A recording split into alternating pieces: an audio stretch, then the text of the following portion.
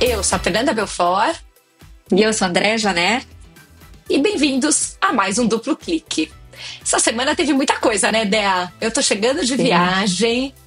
Já, né, eu e a Dea, a gente tava dando risada de que hoje de manhã eu acordei, eu tava exausta. Aí eu fui olhar no meu celular e meu Oura Ring, né, meu anel, que tem um app, falou que eu tava realmente, assim, com major signs, né, de que eu tava realmente cansada, talvez ficando doente, assim, meu batimento cardíaco em descanso estava mais alto do que o normal, a minha temperatura, um monte de coisa. Eu já virei pro meu marido, que a gente tá almoço em casa, falei, amor, não tô bem, tá vendo? Olha aqui, né? Você vai ter que realmente providenciar comida. Aí já virei pra Dea, falei, Dea, não tô bem, ó, você vai ter que fazer a maior parte da pauta. Isso lembra uma história, essa história do Oura. Um tempão atrás eu fiz um post sobre isso, né? Porque eu falei, gente... Tempão na vida da Dea, tipo 2 meses. Vai virar atestado médico, né? Vai chegar um momento em que muita gente vai ter, não necessariamente o Oura, mas outros devices que dão, assim, o seu nível de disposição para aquele dia, né? E aquilo daqui a pouco vai ser uma foto que você vai mandar para o RH da empresa e vai dizer, ó, hoje eu não tô bem para trabalhar, viu? Com certeza, em algum momento, isso vai ser usado de uma forma oficial no mundo corporativo, não tem a menor dúvida. Mas vira e fala, olha, você realmente está com febre, você realmente está com não sei o quê, vai talvez comece. Super. Muito doido, começando por médicos hoje que já estão incorporando esse tipo de análise, né, nas suas consultas, né? A minha endócrino, ela pede para ver o meu relatório mensal quando eu vou lá. Enfim, eu vou lá 1 vez, 2 vezes por ano, sei lá, ela pede para ver os últimos 6 meses do meu Oura, porque ali tem informações de sono, de exercício, então você não pode mentir, né? Você não fica assim, não, eu tô fazendo exercício todo dia, eu tô dormindo cedo, tá tudo ali, ó, não tem como você inventar. Então, acho que esse tipo de informação, cada vez mais, à medida que isso vai ficando mais acessível, claro que ainda é um anel que custa, né, $500, tem que pagar uma assinatura, etc e tal, mas à medida que essas coisas vão ficando mais acessíveis para todo mundo, a gente vai entrar numa nova era em que os dados vão estar ali, você não vai ter que fazer um check-up, sei lá, 1 vez por ano e aí lá vai dar tudo, você vai ter uma coisa muito mais granular, muito mais no dia a dia, que vai nos ajudar a navegar o mundo que nem você, né, tipo, agora hoje eu não posso, não venham me pedir nada, que hoje eu não tô boa. Mas o engraçado é que na minha ida, por exemplo, aconteceu o contrário, né? Assim, eu fui, né? Cheguei super cansada, voo e tal, não sei o quê. Falei, ai, né? Não durmo bem em voo. Aí fui ver meu Oura Ring, ele falou, não, você teve um descanso que tava na média, tá bem, você teve não sei quanto tempo de sono em cada um, né? Ali dos tipos e tudo. Falei, gente, psicológico, tô ótima, entendeu? E fui, aproveitei o dia inteiro com a minha irmã. Mas então também às vezes tem o contrário, né? Às vezes acho que você não tá bem e você fala, nossa, não, você tá bem sim, né? Vai trabalhar, minha flor, vai preguiça. Com fé, vai com fé, porque você tá bem. E conta muito como bom. Foi lá, você estava em São Francisco, você estava no coração do Vale do Silício, você esteve no evento você esteve no Dreamforce, né? Que é esse evento anual da Salesforce. Conta pra gente, o que você pode contar? Eu posso contar tudo que é público, na verdade, do que eu consegui acompanhar, né, gente? Porque, assim, o que acontece? A Salesforce é uma empresa americana, fundada em São Francisco. Ela tem sempre, acho que desde que começou, né, uma das grandes estratégias. É uma empresa que, até hoje, o CEO é o founder da empresa, que é o Mark Benioff. Isso é algo raro, é uma empresa que tem 25 anos. E a gente sempre teve esse evento em São Francisco, né, para falar das grandes coisas, do que está acontecendo e tudo no ano. E esse evento chama Dreamforce. Então, é um evento anual. Esse ano parece que tinham, não sei dados exatos, tá? Foram dados que eu fui lendo em lugares, não sei se é algum número oficial, mas tinha por volta de 40 mil pessoas presentes lá, fora a galera online. Dea, você tá fazendo uma cara de surpresa? Me falaram que antes da pandemia... Chocada. Era muito maior. E chegava num ponto que teve ano que eles pegaram e meio que alugaram navios para parar no porto, para hospedar cliente, tipo gente do tamanho. Tipo assim, tipo a Copa, não é nem a diferença aqui em São Francisco, a quantidade de gente. Exato. Então, assim, evento gigante.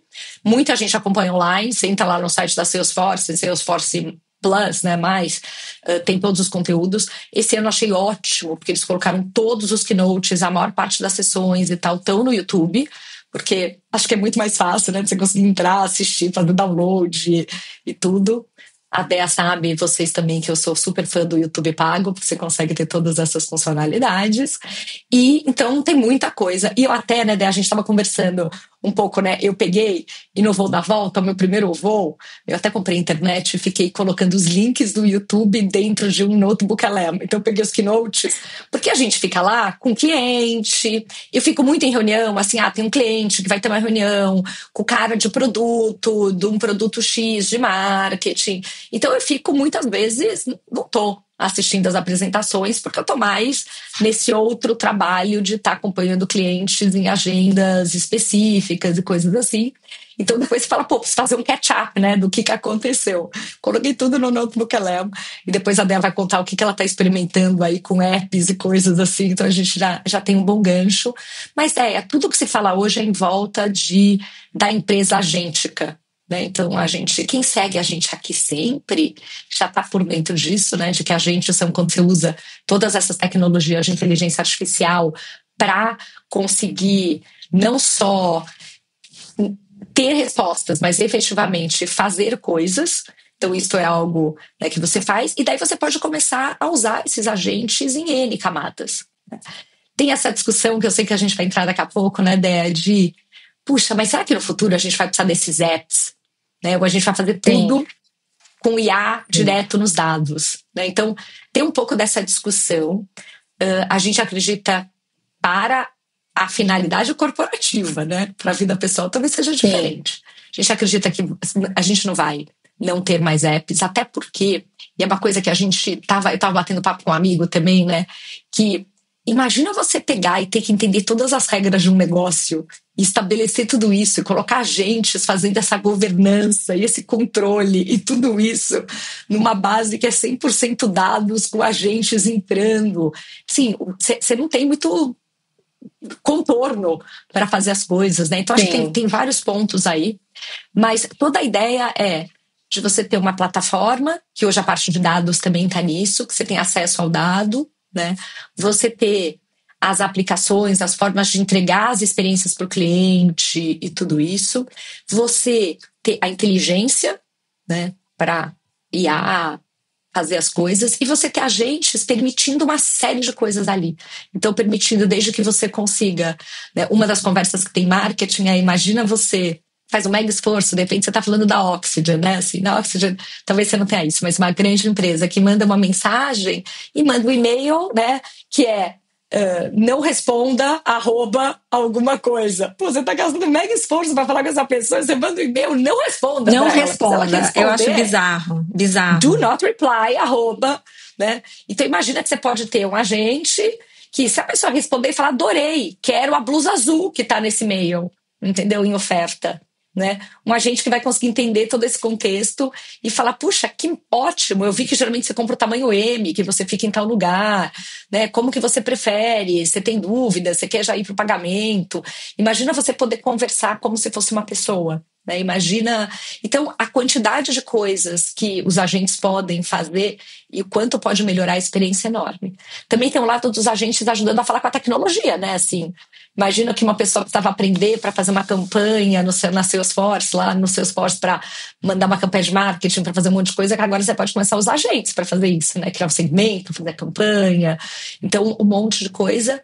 E a governança disso tudo, né, Dé? Assim, até tecnologias que a gente tem que vão conseguir mapear todos os agentes que você tem, quais são as interações, o que está acontecendo, como que são, né, essas centrais de controle para você ver que agente está fazendo o quê, como que está a performance, o que está acontecendo. Você não pode ter um monte de agente fazendo coisas que é um monte de caixa preta que você não tem ideia do que está acontecendo. Então, tem uma série de coisas, e aí são todas as tecnologias e tudo que vão, né, endereçando essas oportunidades. Super interessante, Fê. Eu imagino que discussões legais sobre algo que já é presente, que a Salesforce está na liderança dessa história da internet agêntica, né? Então, acho que muito legal beber da fonte, né? Então, conta como é que você fez esse beber do hidrante, na verdade, né? Beber água do hidrante, entendeu? Boa. Como que você colocou isso no notebook? Como é que foi a operação? Explica para os nossos ouvintes aqui, para eles poderem aprender também essa dica. Então, eu e a Dé, a gente estava conversando como consumir conteúdo tá diferente, né? Então, e até mais do que o Notebook LM, né? Depois, a gente prometeu já algumas vezes, né, Dé, de fazer um episódio, contar um pouco como que a gente prepara os conteúdos, o que a gente usa e tudo. Mas por exemplo, eu assisto muita coisa no YouTube. Eu tenho YouTube pago, eu consigo fazer download, então tem muita coisa que eu tava indo para o evento no dia seguinte, eu já tava ouvindo as coisas do keynote do evento anterior, né? Então, acho que tem essa parte. Depois, até quando eu faço duplo clique, né? Muitas vezes eu tô ouvindo lá no carro alguma coisa, falando, nossa, que interessante. Depois, quando eu vou sentar para fazer a pauta, foi meio que isso que eu comecei a fazer também aqui, eu vou usando vários apps diferentes, né? O Notebook LM, até por ser do Google potencialmente, mas você consegue lá fazer, né, uma pasta lá, um tema, né, um notebook novo, e você consegue subir os links do YouTube. Então eu poderia talvez ter feito um agente para ficar indo no YouTube e pegar os links de uma playlist e colocar, eu fiz manual isso, mas eu fui colando os links das sessões que eu queria, exatamente, e tudo isso vira fonte. E aí eu posso ter lá, por exemplo, todas as sessões principais de todos os produtos. A Salesforce tem produto para atendimento a cliente, para vendas, para marketing, para commerce, para gestão disso tudo, produto de integração entre as tecnologias. Então tem um monte de assuntos diferentes, eu fui colocando tudo lá. E daí você acaba tendo uma base para você conversar, e você pode conversar com aquela base, né? Com aquela fonte específica. Então, puxa, o que foram as principais novidades? O que foram os temas que apareceram sempre? Quais foram os lançamentos de marketing? Né? Quais são as novidades da tecnologia em si que antes não podiam ser feitas, agora podem? Quais são as de tal outro assunto? O que é o case? Então, você passa a ter meio que uma base ali para você conversar sobre isso. Então, vai mudando, né, a forma de interagir. E assim, eu acho engraçado que agora, eu acho que cada vez mais os festivais que a gente for também vão oferecer, talvez isso já compilado, resumido, porque às vezes eu vejo muito, por exemplo, quando a mídia, né, os veículos começaram a oferecer um artigo, né, se você entra hoje na Time, no New York Times, eles colocam um artigo e tem uma maneira de você ouvir aquele artigo, né? Por exemplo, a Bloomberg já coloca, antes de iniciar o artigo, ela já tem um box com 4 bullets que são o resumo do artigo. Então é engraçado como as próprias fontes já estão oferecendo maneiras de você consumir aquilo mais rápido, de uma forma mais objetiva, e de forma que a gente não precisa pegar o artigo, jogar num aplicativo qualquer, num LLM qualquer, e pedir, transforma isso aqui em 5 bullets para mim, ou resume isso aqui em um parágrafo para mim. Então, cada vez mais a gente vai ter esses recursos, que eu acho que são muito ricos, né? De como a gente vai, enfim, transformando os conteúdos originais em formatos variados, né? Coisas rápidas, Eu, por exemplo, com o duplo clique, muitas vezes eu jogo 3 links no Manus e falo, cria um parágrafo ou 2 parágrafos para eu ler num podcast. Ou seja, já me entrega com uma cadência, com um jeito, né, que eu poderia perfeitamente ler. Já a Fê prefere bullet, porque ela gosta de ir lendo os bullets e improvisando o jeito de falar. Então, é muito personalizado hoje o consumo de conteúdo. Tem muitas possibilidades e a gente vai cada vez mais usar, eu acho, essas ferramentas. O que eu estava te contando antes da gente entrar, que foi bem curioso... Deixa eu só falar um comentário rápido, né? Uma coisa que a gente comentou outro dia também. A gente sempre fica observando quais são os novos neologismos, né? As palavras novas que estão aparecendo e tudo. Adoro. E uma que eu tenho visto é esse work slop, né? Então, Harvard saiu uma matéria no Harvard Business Review, agora em setembro, falando sobre isso, né? E que no fim do dia, esse trabalho, né, é um trabalho que é gerado por IA, que parece pronto, bonito, mas na prática ele é superficial e requer retrabalho. E o artigo diz que pelo menos 40% dos profissionais disseram já ter recebido alguma coisa desse tipo. E esse negócio, né? Ficou tão fácil você pegar algumas ideias e fazer um relatório, ou fazer um texto, ou fazer alguma coisa assim. E num primeiro momento, nossa, que produtividade incrível. E agora as empresas estão percebendo que, de repente, tem coisa circulando, materiais grandes, bonitos e não sei o quê. Quando é que você vai ver? Não tem muita substância, né? Mas, e é interessante essa coisa, porque daí, de repente, a pessoa do outro lado vai pegar e a primeira coisa que ela vai fazer quando ela recebe é pedir para resumir, entendeu? Para daí ver o que tem. Mas tem aí, eu acho que esse novo termo, que é um termo interessante, e esses novos efeitos, né, dessas tecnologias todas. Porque tem um lado que, nossa, que ótimo, tem um outro lado que é um pouco LinkedIn. Todo mundo fala, não aguento mais o LinkedIn até, Sim. porque só aqueles textos, né, que a IA fez, beijo, obrigada, entendeu? Nem tenho mais interesse em perder o valor, né? Total, acho que tem um termo também um neologismo que ficou famoso um tempo atrás, que é o enshittification of the internet, né? Que é um Muito palavrão, bom. enfim, mas mostra justamente esse momento em que, assim, tudo que a gente consome, tudo que a gente vê, ou quase tudo, é feito é sintético, né? Não teve um pensamento por trás. Então, você tem uma abundância de conteúdos inúteis, né? E que todo mundo posta, porque aí a gente volta, né? Essa história vai longe, mas assim, tem muito a ver com o modelo das redes sociais que premia quem posta muito.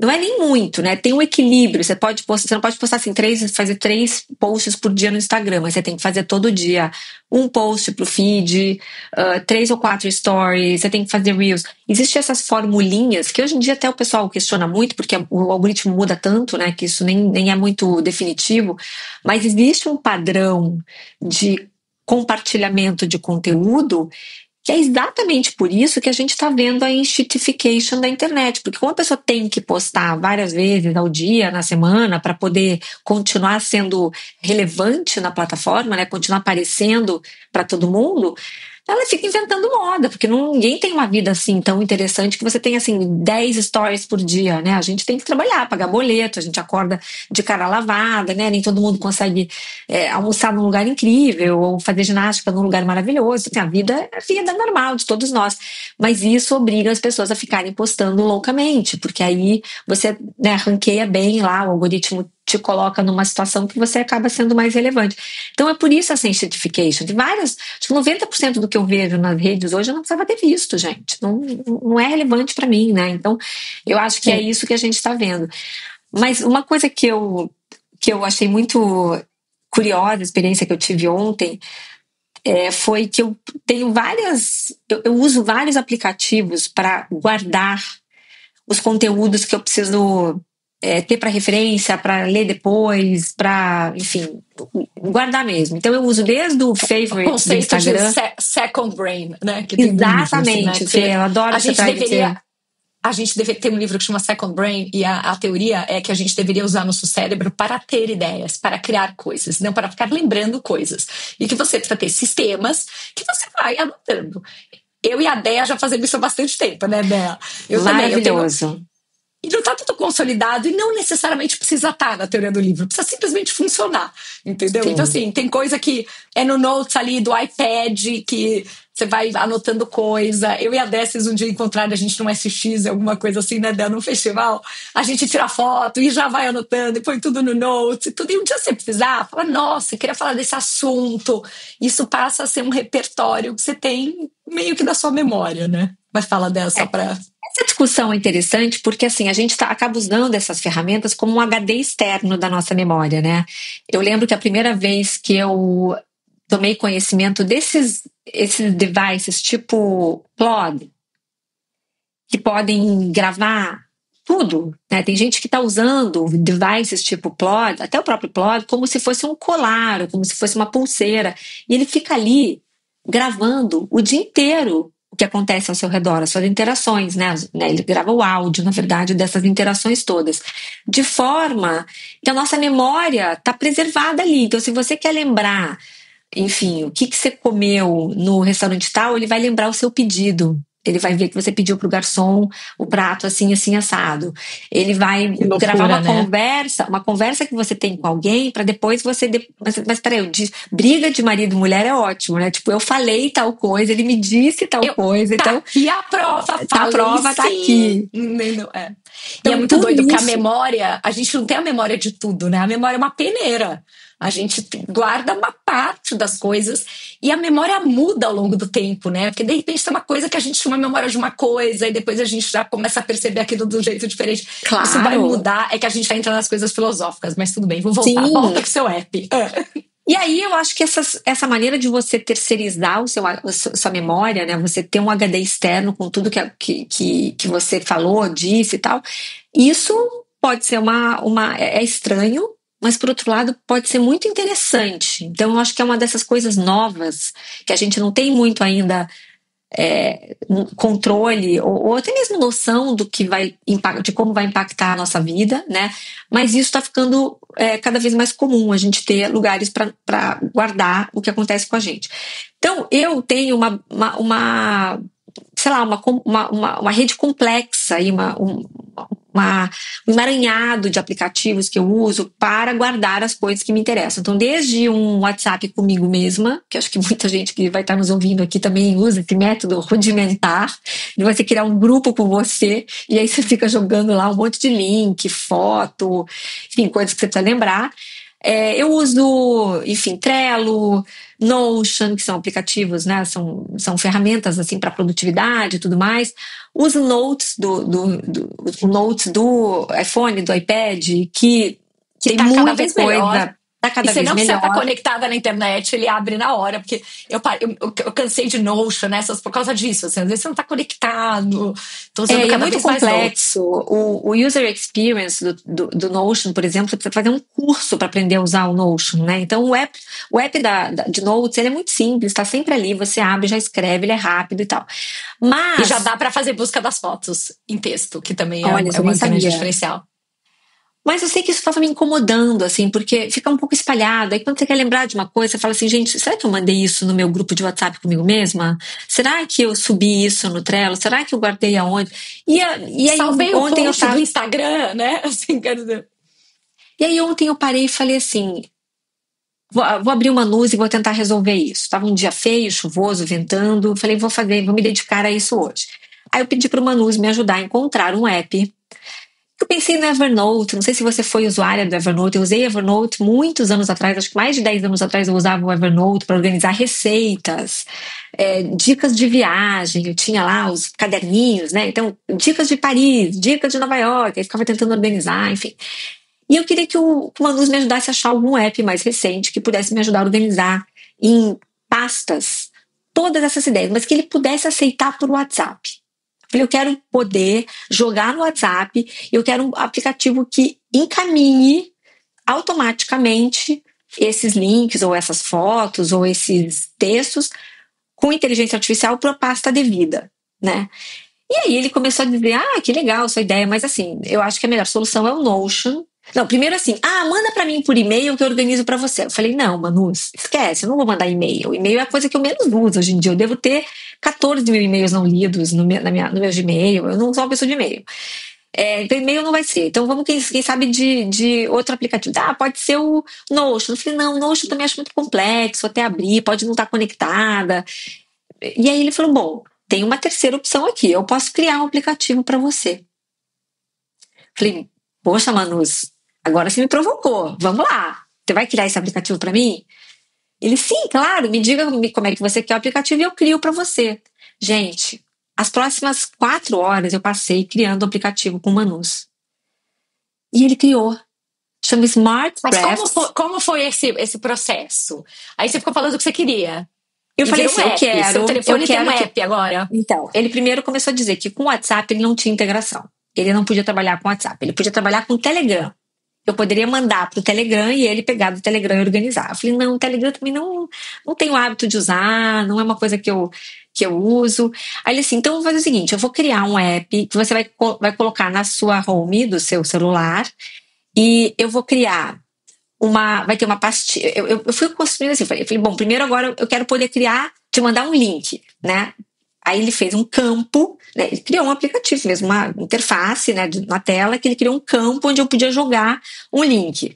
Aí eu falei, tá, mas agora eu também quero poder jogar uma foto.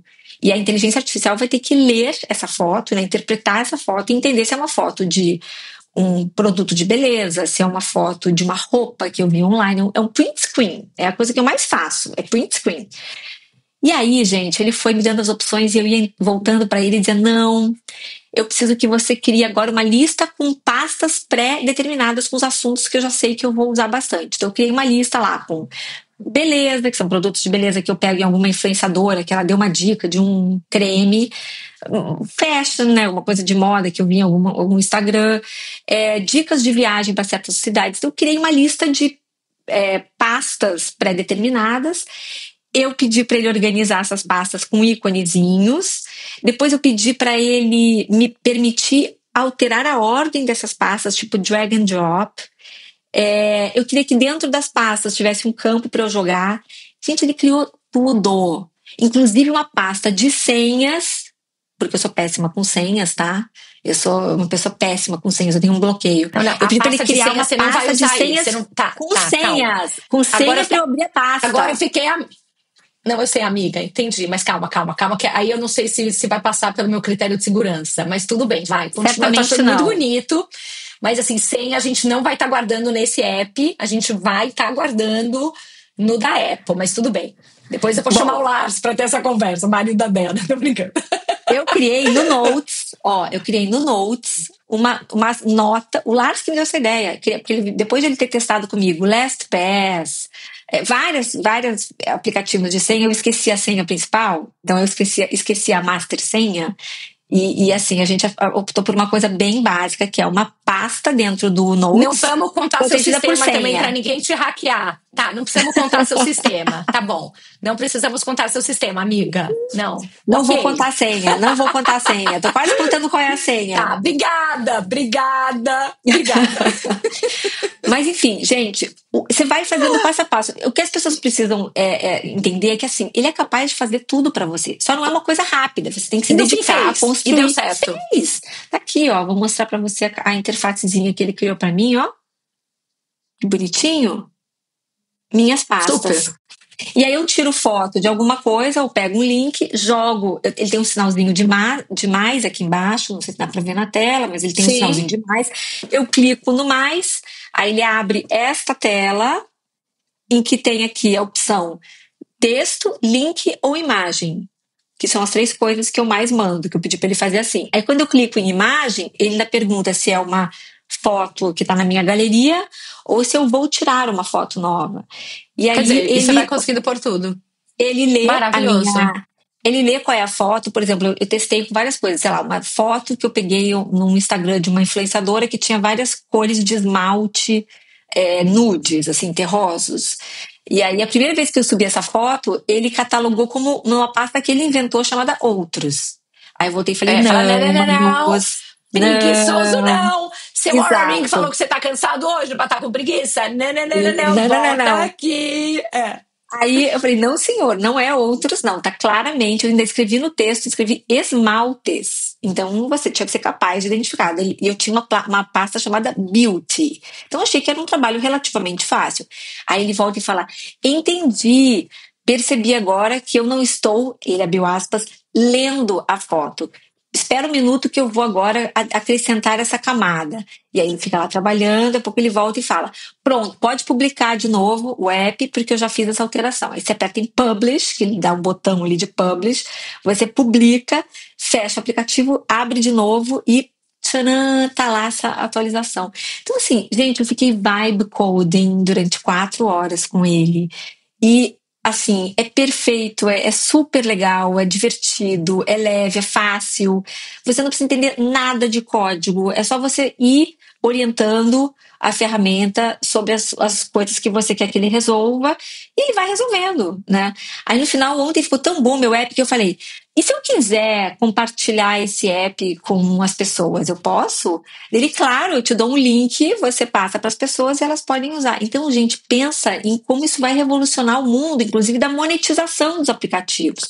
Porque eu poderia, eventualmente, vender esse aplicativo. Tipo, Fê, eu tenho um Agora aplicativo temos o ótimo. novo app da Oxygen. entendeu? E aí vai, Duplo gente. clique. Total. Total. Então, assim, é uma... impressionante, né? E daí você trouxe um novo termo, que é um outro termo que também tá super em alta, né? Que é o vibe coding.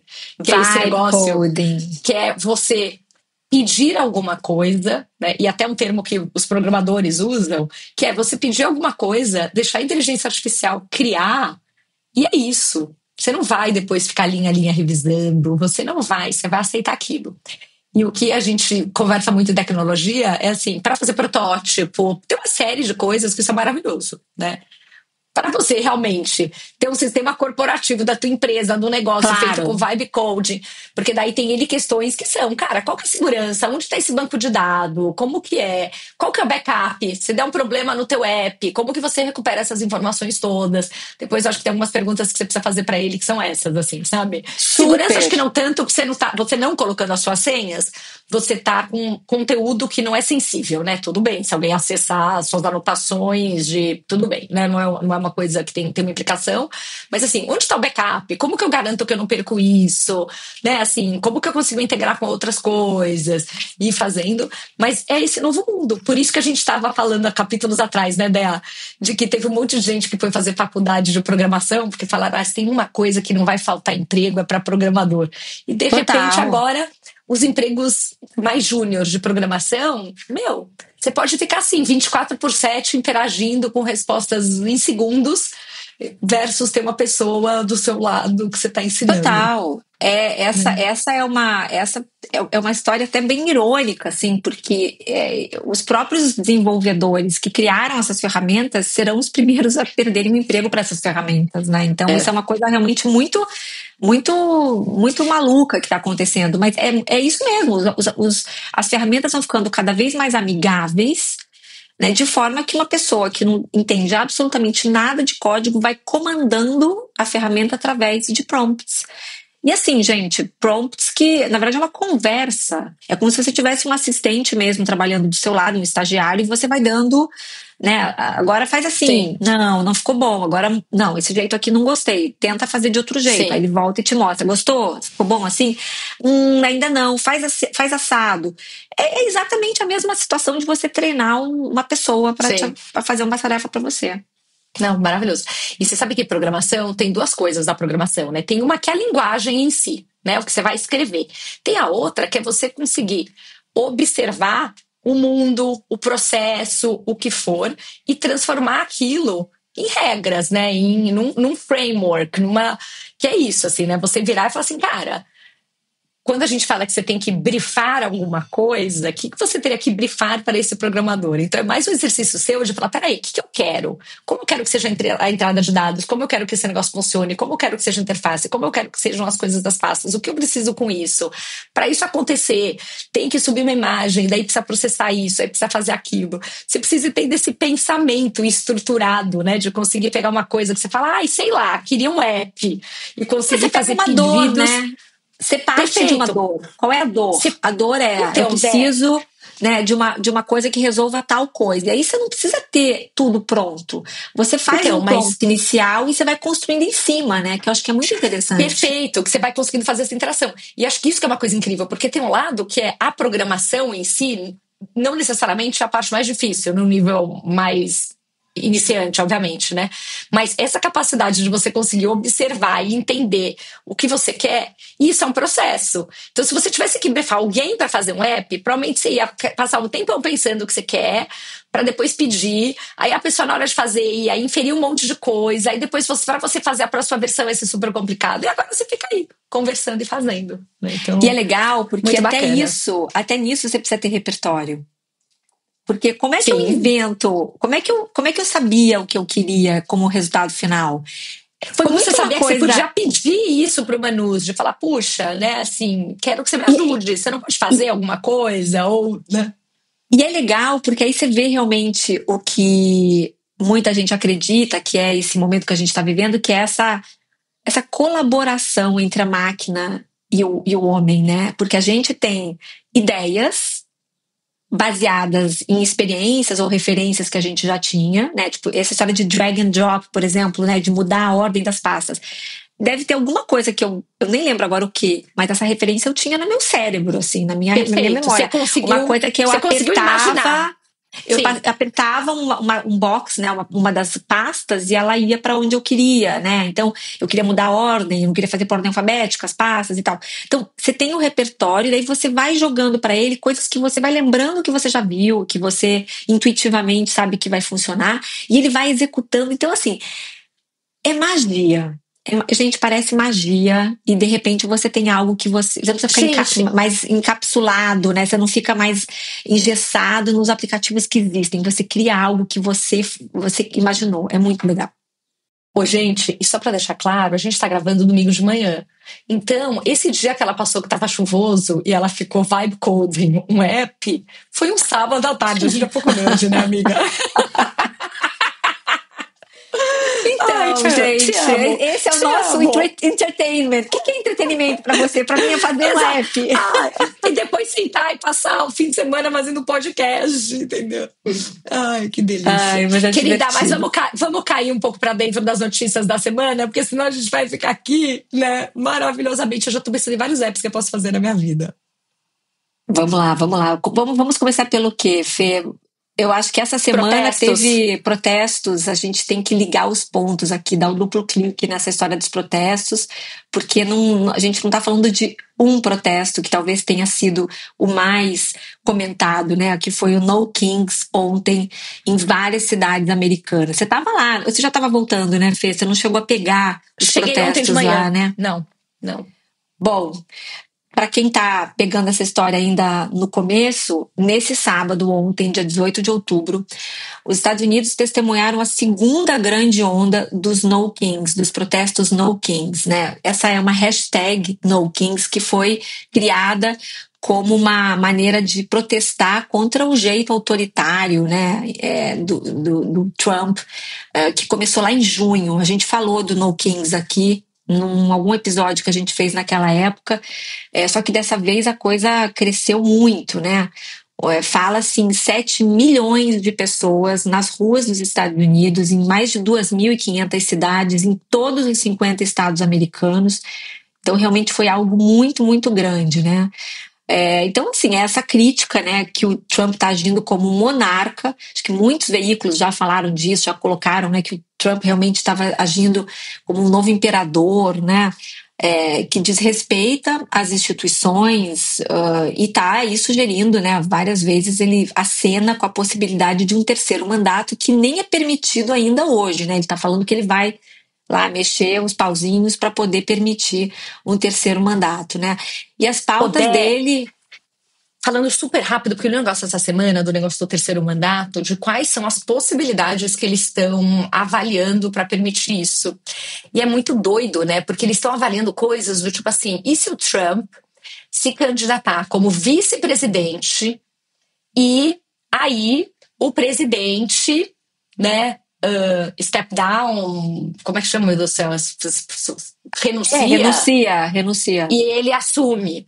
Não, mas aí tem uma outra lei que fala que não, porque não pode. Mas essa outra lei, a gente pode achar uma brecha baseada no não sei o quê, falando. Então, até interessante, né? Porque ele tá flertando com essa ideia de uma forma consistente. Não sei se foi no New York Times, alguma coisa assim que eu li, foi algum veículo desses respeitados. E ele, do mesmo jeito que tem coisa que ele começa falando e parece uma grande brincadeira, e depois você percebe que sim, tem um mega fundamento, essa é uma história que está acontecendo. E que ele já, durante entrevistas, falou: não, mas você tem. Mas como assim você seria terceiro presidente? Existem formas. Sabe? Então agora tem uma galera parando para pensar quais seriam as formas que ele poderia tentar de alguma forma, né? Que manobras, né, ele vai fazer para chegar lá. Manobras jurídicas para usar, para poder fazer. E tem algumas coisas que talvez, do jeito que estão acontecendo as coisas nos Estados Unidos, não, acho que não é nada no ipsis literis, mas coisas que talvez tenham brechas e coisas que do jeito que estão sendo interpretadas as coisas a favor dele hoje possam ser usadas. Só eu lembrei disso, quis fazer um adendo rápido, mas vai. Não, é super importante isso, né? Vamos lembrar que desde o começo do mandato dele, que faz apenas 10 meses, né? Vamos lembrar que não faz nem um ano que ele está no poder, parece que ele já está na Casa Branca há uns 4 anos, eles já estão usando bonés falando do terceiro mandato, né? Então, assim, Trump 2028. Então, assim, existe um movimento que corre aí meio que, né? Meio que em tom de provocação, meio em tom de brincadeira, mas agora a coisa está ficando séria mesmo, né? Então, assim, ele tem uma das pautas mais combatidas aí nesses últimos meses é o envio de tropas militares para algumas cidades americanas, e isso é uma coisa super questionada, super criticada nos Estados Unidos. E o Trump está indo em frente, fazendo o que ele bem entende, né? Acho que a resposta dele ontem aos protestos foi assim muito típica dele, né? Ele fez um post, ou fez uma foto no perfil da Casa Branca. Eu sempre falo para vocês que seguir o perfil da White House é hoje imperativo. A gente tem que entender essa dinâmica de comunicação da Casa Branca. E ele postou uma foto dele e do J.D. Vance, que é o vice-presidente, cada um com uma coroa.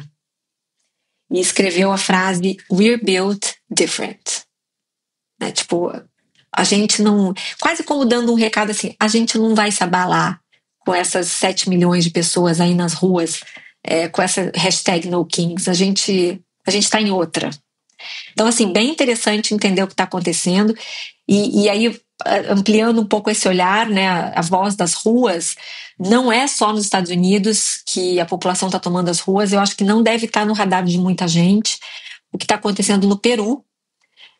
Uma fúria da geração Z indo às ruas, milhares e milhares de manifestantes, jovens, muito jovens, entre os dias 15 e 16 de outubro dessa semana passada, aí protestando contra o novo presidente, José Heri, de 38 anos, que assumiu o poder dias após o impeachment da presidente anterior, que era Dina Boluarte.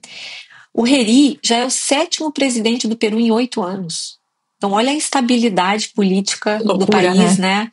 E, enfim, e os jovens cansaram. Um presidente por ano, praticamente, Exato. Né? 7º presidente em 8 anos. Então, assim, foi muita violência nas ruas. Teve um manifestante jovem de 32 anos que foi morto a tiros.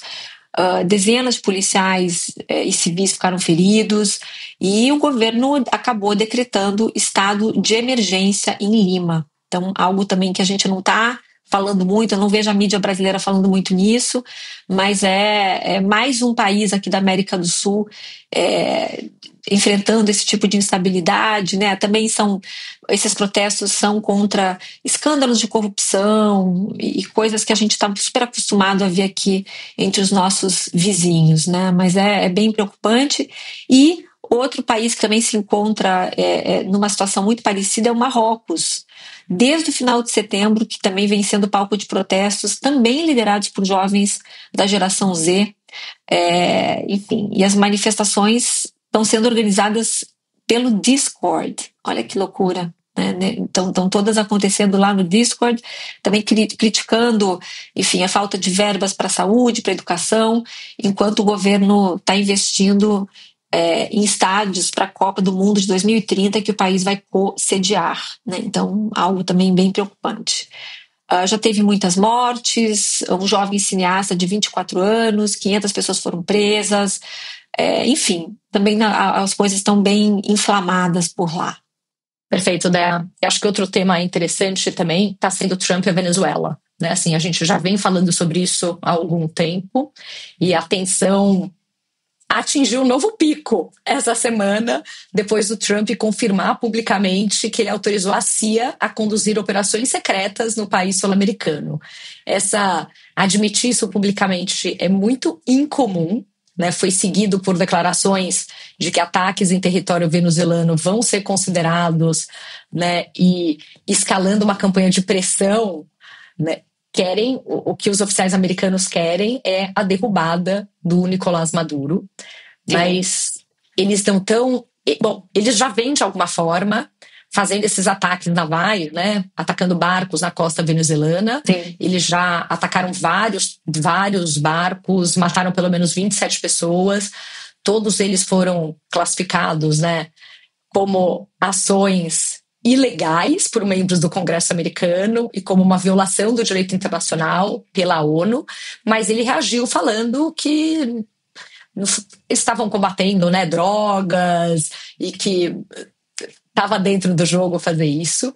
E agora, né, o Maduro reagiu, denunciou os movimentos como golpes de Estado orquestrados pela CIA e começou a ordenar uma mobilização militar e de milícias civis para defender o país. Começaram a circular vídeos, né, de um monte de gente treinando e tudo. Então, tem uma situação aí também de uma escalada com a Venezuela e, de alguma forma, essa admissão do Trump de que ele realmente está escalando e está liberando a CIA para ter operações lá. Uma loucura, né? Porque, na verdade, a gente sabe, todo mundo sabe, que essa história das drogas, do combate às drogas, é, na verdade, uma desculpa do Trump, né? Porque, enfim, tem várias evidências mostrando que a exportação de drogas pesadas mesmo, a rota não é da Venezuela, é da Colômbia, todo mundo sabe disso. Então esse argumento que o Trump está usando, na verdade é apenas uma fachada aí para esconder os seus reais interesses. A Venezuela tem a maior reserva de petróleo do mundo, e, obviamente, o Trump está querendo uma fatia disso aí. O que eu acho que isso vai ser interessante agora é para ver a saia justa em que ficou o presidente Lula, né? Porque ele agora começou a ter uma reaproximação dos Estados Unidos. Essa semana teve a reunião Estados Unidos-Brasil e tudo mais. O Rubio encontrou com o Mauro Vieira, e estão tentando negociar o tarifaço para reduzir, né, esse ônus todos nos produtos brasileiros. E bem nesse momento acontece essa pressão aí, essa situação com a Venezuela, e a gente sabe que o Lula defende o Maduro assim até debaixo d'água. Então, ele vai ficar numa situação muito difícil, né? Eu quero ver o que ele vai escolher. Eu acho que, por um lado, não cabe aos Estados Unidos derrubar o presidente da Venezuela. Eu acho que o Maduro é um crápula, todo mundo sabe disso, mas isso é uma coisa, deveria ser uma iniciativa multilateral, não é um país que precisa fazer isso, né? Então, eu acho que assim, o Lula condenar o que o Trump está fazendo não deveria ser algo pessoal dele, né? Deveria ser O Trump também não pode sair derrubando governos, né, gente? Vamos tentar entender também que existem regras, existem formas de fazer as coisas, né? Eu não estou defendendo o Maduro aqui, pelo amor de Deus. Achei ele, como eu acabei de falar, um crápula e que precisa ser derrubado.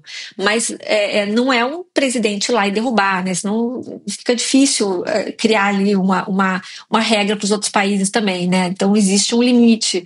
Mas eu acho que vai ser interessante de assistir o que vai acontecer. E você sabe que hoje de manhã eu estava vendo, né, no Instagram do New York Times um comentário, né, falando que eles falam que agora tem um novo termo que é o woke right, que não acabou a cultura woke, porque a cultura do cancelamento, a cultura de não poder falar coisas, a cultura de uma série de coisas continua existindo, só que agora para temas diferentes. E o duro é isso, né, Dea? Talvez, assim, não dá pra gente deixar as coisas acontecerem, de fato, tudo bem, vai lá e derruba o Maduro, porque o Maduro, eu concordo que a Venezuela está melhor sem ele, né? Aí amanhã ele acha que tem que vir no Brasil e derrubar o presidente do Brasil. Exato, então não pode esse virar é o problema. Também. Tem que ter uma regra, tem que ter uma forma, não é assim, eu sou a favor de free speech e eu odeio essa woke culture de ficar cancelando as pessoas até ser de algum tema que eles discordam. Aí não, então tudo bem. Então agora para tudo. Se alguém falar alguma coisa do assassinato do Kirk, escreva para o empregador dele para exigir que ele seja mandado embora. Então não dá para ter essa inconsistência. Acho que esse que é o perigo, né? É isso. É sobre isso. É isso que eu estava querendo dizer. Acho que assim, que ele tem que cair, não tem dúvida nenhuma disso. Concordo. Mas existe uma forma correta de fazer isso, senão vai virar uma bagunça. E até que ponto é útil para o mundo deixar o Trump ir fazer o trabalho sujo de algumas coisas que precisam ser feitas, né? Mas aí o ponto é esse, qual que é o limite? Quem para ele? O que tá? Talvez ele esteja conquistando coisas, né? Houve bastante sobre a paz, né? Que não acho que dá para falar que seja paz, né? Mas o acordo, a entrega dos reféns de Israel e tudo isso ali do Hamas, mas a gente... E falando que ele, no fundo, questionou coisas que todo mundo já aceitava como impostas. Ninguém acreditava que ia ter um acordo em que o Hamas ia entregar todos os reféns. Todos acreditavam que isso só ia ser possível aos poucos. Então, no fundo, assim, ele acabou não aceitando uma realidade estabelecida e questionando coisas que realmente permitiu com que ele conquistasse, e a gente critica ele muito, né, Dé? Mas nesse ponto ele conseguiu fazer com que devolvessem todos os reféns. Né? Então, tudo isso aconteceu e foi incrível. Então, em alguns momentos, essa forma de quebrar um pouco o status quo, né? E os democratas que são muito em cima dos processos e das formas, é uma coisa que é necessária no mundo, mas o duro é isso, né? Assim, usar isso onde é útil, onde é conveniente, os critérios, né? De quem? Porque é o critério dele que está sendo usado. E talvez você seja o próximo alvo. Então, acho que essa é a preocupação. E hoje de manhã, falando nisso, a gente já acordou com a notícia de que o cessar-fogo já foi rompido, né? Ou seja, o Hamas já atacou alguns soldados que estavam ali na fronteira, e aí Israel foi lá e bombardeou de novo Gaza. Então, assim, crescem as tensões na região e as dúvidas sobre se esse acordo de paz, de fato, vai ser cumprido. Porque todos aqueles 20 pontos, né, que foram listados no acordo, muita coisa dali, tem muitos especialistas que são muito céticos em relação àqueles 20 pontos. Tem muita gente dizendo que assim, o Hamas jamais vai aceitar algumas daquelas condições. Então, seria um acordo de paz, como muitos críticos do Trump dizem, né, que foi mais marketing do que outra coisa. Então, espero que não seja, espero que... Bom, o principal ponto, né, que era a devolução, né, dos reféns, isso, graças a Deus, aconteceu, mas não tenho mais certeza do que vai vir aí pela frente. Se a gente realmente vai ver um cessar-fogo e uma reconstrução, ou se foi só algo que enfim, uma grande jogada aí do Trump. Temos mais temas, né, Fê? Temos um assunto importante, que é a história da OpenAI essa semana, né? Acho que pegou muita gente de surpresa, porque, né, o Sam Altman muitas vezes, né, faz uma série de lançamentos que todo mundo acha que ele está indo no caminho certo, que ele está pensando na humanidade, que ele quer, né, o bem da sociedade como um todo, e de repente ele vai lá e, pimba, anuncia que em dezembro ele vai permitir conteúdo adulto. É muito louco isso, né, Fê? Ele ter dito que ele acha que agora eles já resolveram a questão da saúde mental, né? Isso aí já estava endereçado, então ele podia baixar as regras, né, os limites, e permitir, inclusive, conteúdo adulto. Esse acho que foi um tópico que gerou muita repercussão. A OpenAI sempre tem um discurso muito cuidadoso, né? Diferente de um Elon Musk, que vai lá, lança o que quer, beijo, não gostou, também não tô nem aí, né? Eles se preocupam em ter um discurso que pareça, pelo menos, que o que eles estão fazendo é adequado. Olha, mitigamos os temas de saúde mental. Eu estava lendo um pouco sobre isso, né? Para mim, uma das maiores preocupações é adolescentes, crianças terem acesso a isso. E eles viram e falam que eles vão liberar esse tipo de conteúdo para usuários que verificarem sua idade. Mas a hora que você entra e fala, tá bom, como vai ser essa verificação? Ainda não tem nada, né? Eles estão construindo um sistema de previsão de idade, Age Prediction, que vai tentar estimar se o usuário é menor de 18 ou não, com o comportamento dele, outros sinais. Se ele não tiver certeza, ele automaticamente vai assumir que ele é menor de 18. Mas, assim, faltam detalhes que são cruciais. Eu entendo. E, na verdade, assim, né? A OpenAI, a gente já vem falando sobre isso, né? A OpenAI está virando uma empresa de distribuição. Está virando uma empresa em que o maior bem que ela tem é a quantidade de usuários, a frequência que eles usam o app. Porque a gente sabe que hoje os modelos em si já não tem tanta diferença. né? Assim, você consegue em meses, ou você vai tirando essa diferença e tudo. Então, o que eles realmente têm é que eles são o app de IA generativa mais usado.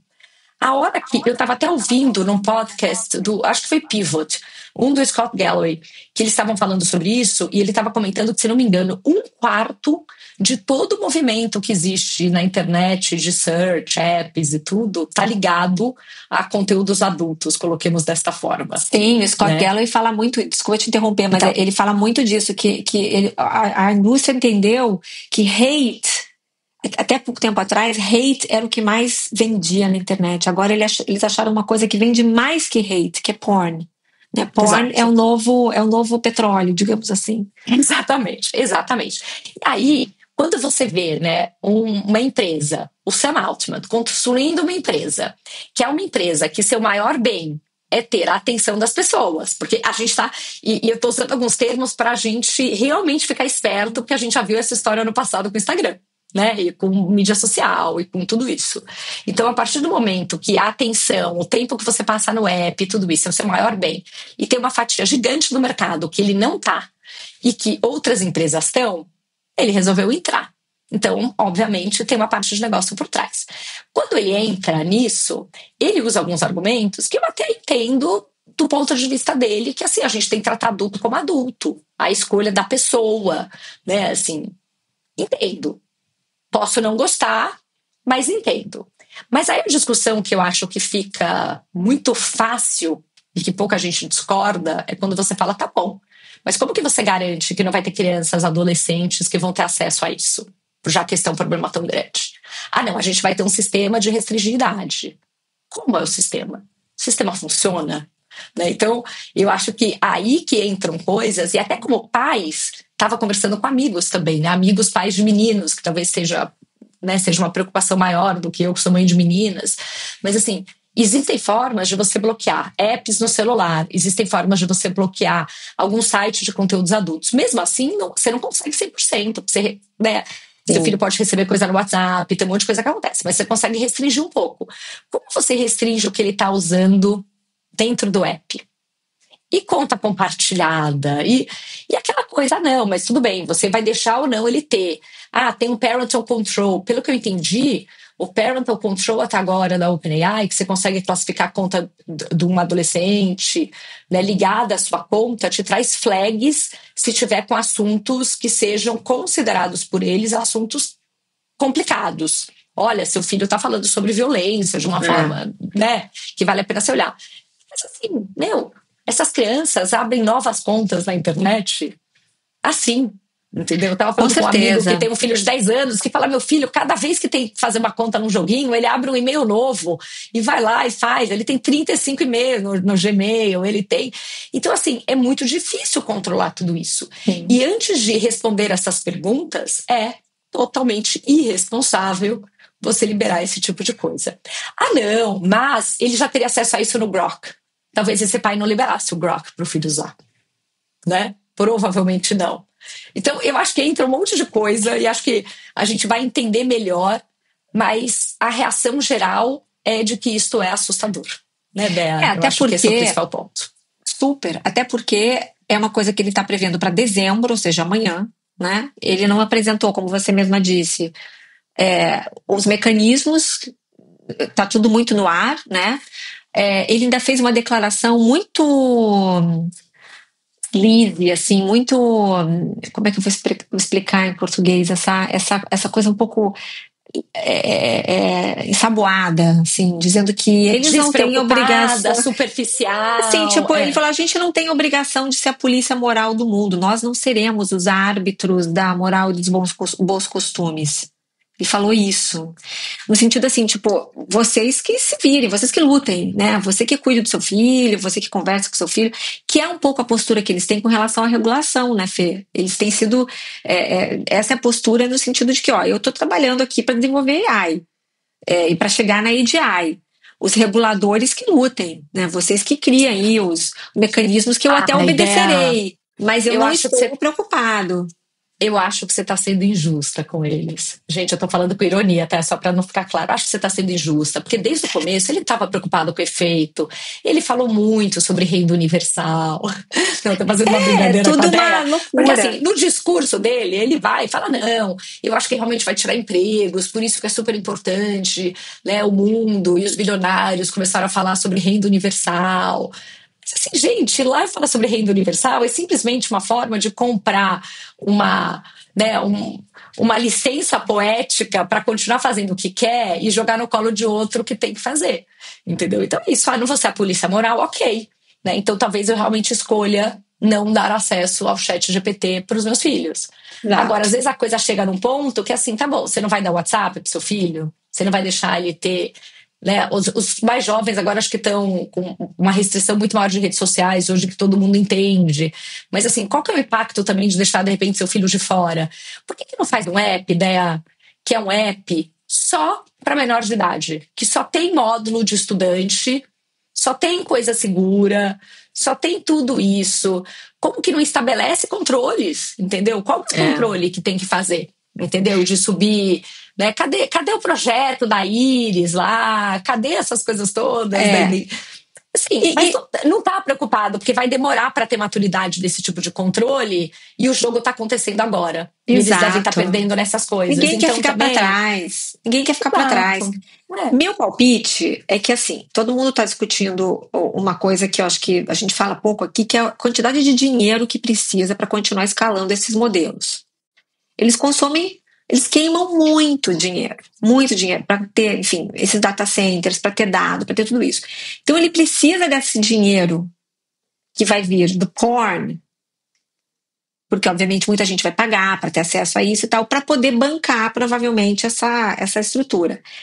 O que eu acho que não justifica, porque na verdade a grande promessa da inteligência artificial generativa que a gente começou a comprar de uns anos para cá, é que eles iam resolver os problemas de saúde do mundo, encontrar cura para o câncer, iam resolver os problemas climáticos.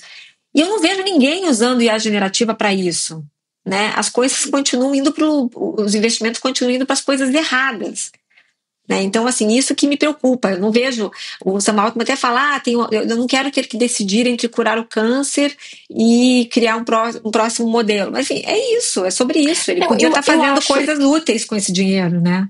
Eu acho que tem sim muita gente trabalhando nessa parte do bem, mas com muito menos dinheiro e ênfase. Muito menos dinheiro. Muito menos do que se deveria, né? E concordo super. Né? E aí eu estava até dando uma pesquisada também, né, de como poderiam ser tecnologias de verificação de idade. Então tem uma parte que é uma autodeclaração, que é o que muita gente usa. Eu alego que eu tenho mais de 18 anos. Gente, né? Isso é o Instagram quando começou, lembra? Quando começou o Instagram, que a garotada tinha um mínimo de 13 anos, eu acho, de 14 anos. Algum advogado colocou lá, algum advogado colocou lá para, né, mas é isso. O outro é verificação via um documento de identidade mais uma selfie de biometria, né? E aí aumenta, né, as barreiras de acesso, tem problema de privacidade, né, tem risco de vazamento de dados, porque daí é isso, né, assim, a Fernanda Belfort com a cara dela, com tudo que tá fazendo a interação de pornografia, do não sei o quê, né, porque também tem uma anonimidade nesse tipo de conteúdo que quer ser preservada. Então tem um pouco isso, né, estimativa de idade via IA ou visão computacional, de analisar o rosto, os documentos, para meio que ter isso, ter prova com base em credenciais digitais ou carteira de identidade digital, ou um token de maioridade. Então, de repente, tem uma outra tecnologia que valide isso, né? Então, poderia ser tipo quando você entra no imposto de renda e quando você faz o seu login com a sua conta do banco, eles já te dão... Gente, a solução é GovBR. É maravilhosa. GovBR é maravilhoso. GovBR é o novo, para mim, eu tô maravilhada com o GovBR. Vamos mandar o Sam Altman aprender com o Brasil, o que é o GovBR. Aprender com o Brasil, com o Pix, com tudo isso. Então, assim, existem formas, e a discussão que há muito tempo tem no Instagram, né, Dea, e de Facebook e tudo isso, porque é aquela coisa, né? Eles viram e falam, não, quem devia estar controlando isso é a loja de apps da Apple, por exemplo. Não, quem devia estar controlando... Mas a grande verdade é que um empurra pro outro e ninguém controla.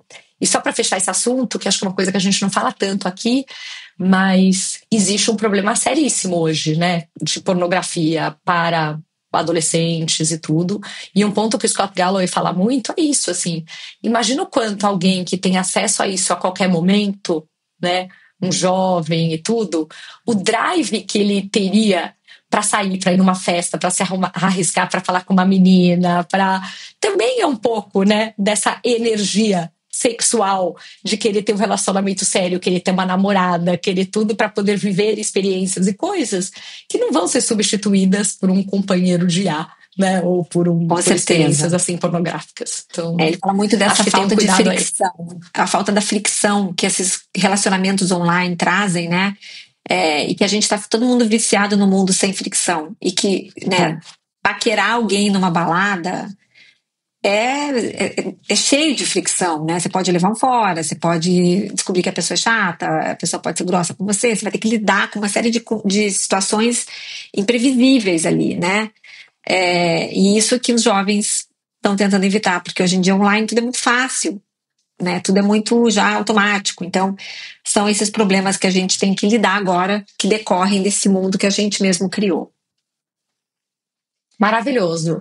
É isso. Dé, eu nem falei da China. Como que a gente chegou no fim do podcast? Eu não falei da China. Então a gente vai começar o China próximo bombando. falando disso. China bombando, a nossa viagem saiu, nasceu finalmente o nosso programa de China. Tá todo mundo mandando mensagem, querendo confirmar, tá bem quente a procura, acho que... Eu contando pra Bea ontem que ela me mandou o material, eu coloquei na televisão do quarto, assim, pra mostrar pro meu marido, e ele, vamos, já manda mensagem pra Dé agora pra reservar nosso lugar, entendeu? Muito Dé, bom, mas muito bom. Você tá dando preferência primeiro pra quem já é assinante comunidade da Oxygen. Sim, primeiro a comunidade Oxygen, são os nossos membros, depois a gente vai soltar pro mercado, a gente avisa aqui.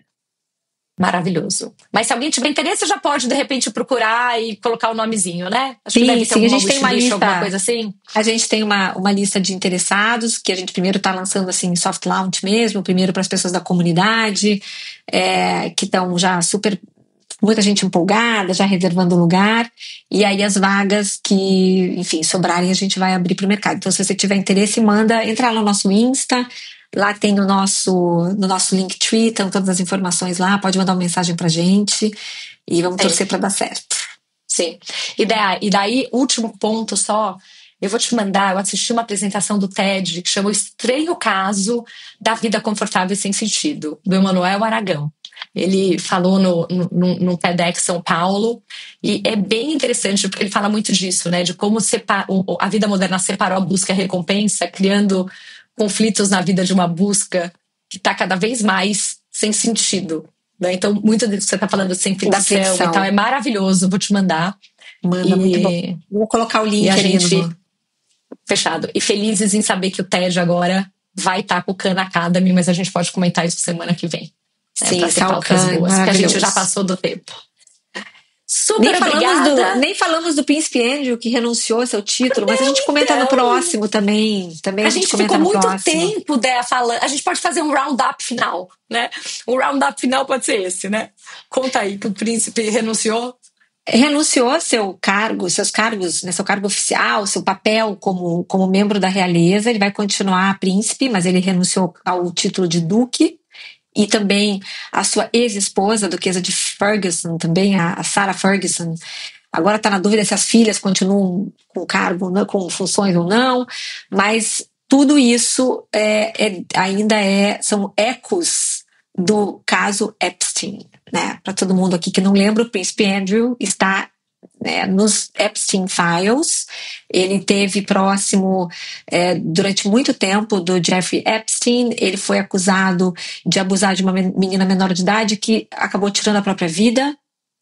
E as memórias dela, o livro de memórias dela está saindo por agora. Então esse assunto veio à tona de novo, voltaram esses fantasmas aí que assombram o Andrew, e obviamente depois de uma conversa com o King Charles, essa decisão foi tomada. Então é algo que já estava sendo antecipado. Muita gente achava que isso só ia acontecer quando o William se tornasse rei, porque o William já deixou muito claro que ele não tolera a presença do príncipe Andrew em compromissos oficiais da realeza. Ele acha que isso é uma ameaça enorme à realeza, à reputação da realeza. Então o William já tinha deixado bem claro que na gestão dele o Andrew não ia mais não ia mais pertencer aí a esse rol aí de quem trabalha, né, na família real. Ele segue sendo príncipe, mas ele perde todas as suas regalias, né? E acho que o Charles antecipou aí esse momento, sabendo que esse livro vai, de novo, levantar uma série de questionamentos, uma série de conversas, e acho que foi uma medida muito acertada, né? Porque quem é vítima de abuso sexual sabe, né, do quanto dói a impunidade. Então, isso, claro que ele vai continuar vivendo uma vida muito boa, né, muito confortável, mas pelo menos alguma justiça foi feita, né? Sim, sim. Maravilhoso, querida. Então, é isso. Super obrigada para quem ficou com a gente até aqui. Hoje o bate-papo inicial foi longo, mas estava uma delícia, então não teve como segurar. E semana que vem estamos de volta, né, Dé? As 2 de São Paulo, né? Normal. Ai, finalmente. É isso, gente. Muito obrigada pela companhia. Obrigada, Mig. Fê, bom descanso aí para você se recuperar desse fuso que não é fácil. E nos encontramos na sexta. Um beijo. Obrigada, gente. Obrigada, Mig. Obrigada, Dé. Tchau, tchau.